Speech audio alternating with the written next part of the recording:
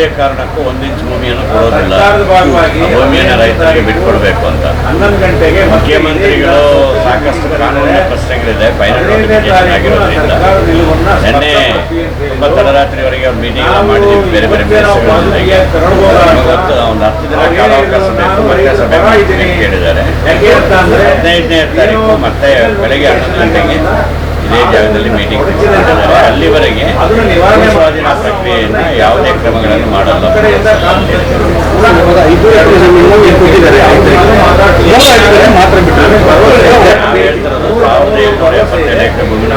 ರೈತರಿಗೆ ಬೆಂಗಳೂರಿನ ಸುತ್ತಮುತ್ತ ಇರುವಂತಹ ವೆಜಿಟೇಷನ್ ಏರಿಯಾ ಏನಿದೆ ಅಥವಾ ಗ್ರೀನ್ ಬೆಲ್ಟ್ ಅಂತ ಕೃಷಿ ಭೂಮಿ ಏನಿದೆ, ಇದನ್ನು ಕೈಗಾರಿಕೆಗಳಿಗೆ ಕೊಡೋದ್ರಿಂದ ದೊಡ್ಡ ಆಹಾರ ಅಭದ್ರತೆ ಬರ್ತದೆ ಬೆಂಗಳೂರಿಗೆ. ಆ ರೀತಿಯಲ್ಲಿ ಆಗಬಾರ್ದು.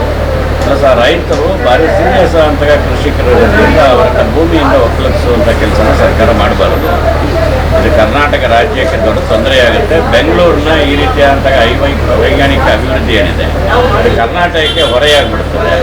ಹಾಗಾಗಿ ಬಂಡವಾಳಗಾರರ ಒತ್ತಡಕ್ಕೆ ಮಣಿದು ಈ ಕೃಷಿ ಭೂಮಿಯನ್ನು ಒತ್ತುವರಿ ಮಾಡುವಂತಹ, ಕೃಷಿ ಭೂಮಿಯನ್ನು ಸ್ವಾಧೀನ ಮಾಡುವಂಥ ಪ್ರಕ್ರಿಯೆಯನ್ನು ಸರ್ಕಾರ ಮಾಡಬಾರದು ಅಂತ ಒತ್ತಾಯ ಮಾಡಿದೆ. ಮೀನಾಕ್ಷಿ ಗ್ಯಾರಂಟಿ ನ್ಯೂಸ್, ಸುದ್ದಿ ಖಚಿತ, ನ್ಯಾಯ ನಿಶ್ಚಿತ.